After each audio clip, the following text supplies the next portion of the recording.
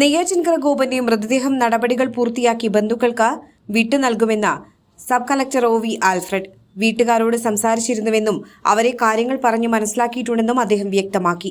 നടപടിക്രമങ്ങളിൽ ബുദ്ധിമുട്ടില്ലായിരുന്നുവെന്നും police എല്ലാവിധ സജ്ജീകരണങ്ങളും ഒരുക്കിയിരുന്നുവെന്നും അദ്ദേഹം പറഞ്ഞു.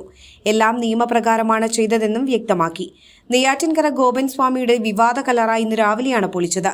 മൃതദേഹം ഇരിക്കുന്ന നിലയിലാണ് കണ്ടെത്തിയത്. കല്ലറയ്ക്കുള്ളിൽ ഭസ്മവും പൂജാദ്രവ്യങ്ങളും കണ്ടെത്തി. മൃതദേഹം കാവി വസ്ത്രത്തിൽ പൊതിഞ്ഞ നിലയിലാണ് കണ്ടെത്തിയത്. കഴുത്തുവരെ ഭസ്മം നിറച്ച നിലയിലാണ്. മൃതദേഹത്തിൽ മറ്റ് പരിക്കുകളില്ലെന്നും പ്രാഥമിക നിഗമനം. പോസ്റ്റ്മോർട്ടത്തിനായി മൃതദേഹം തിരുവനന്തപുരം മെഡിക്കൽ കോളേജിലേക്ക് മാറ്റി. പോസ്റ്റ്മോർട്ടം നടപടികൾ ഉടൻ ആരംഭിക്കും. പോസ്റ്റ്മോർട്ടത്തിൽ 3 തലത്തിലുള്ള പരിശോധനയാണ് നടത്തുകയെന്ന് ഡോക്ടർമാർ വ്യക്തമാക്കി.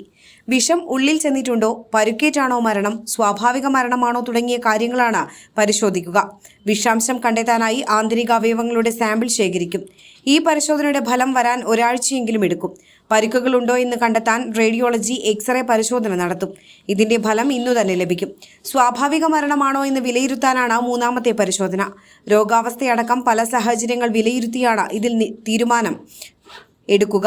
മരിച്ചത് ഗോപൻ തന്നെയെന്ന് ഉറപ്പ് ശാസ്ത്രീയമായി തെളിയിക്കാൻ DNA പരിശോധന നടത്തും. കല്ലറ തുറക്കാനും പോലീസിന് അധികാരമുണ്ടെന്ന് ഹൈക്കോടതി വ്യക്തമാക്കിയിരുന്നു. നെയ്യാറ്റിൻകര ഗോപന്റെ മരണ സർട്ടിഫിക്കറ്റ് എവിടെയെന്ന് ഹൈക്കോടതി ചോദിച്ചു.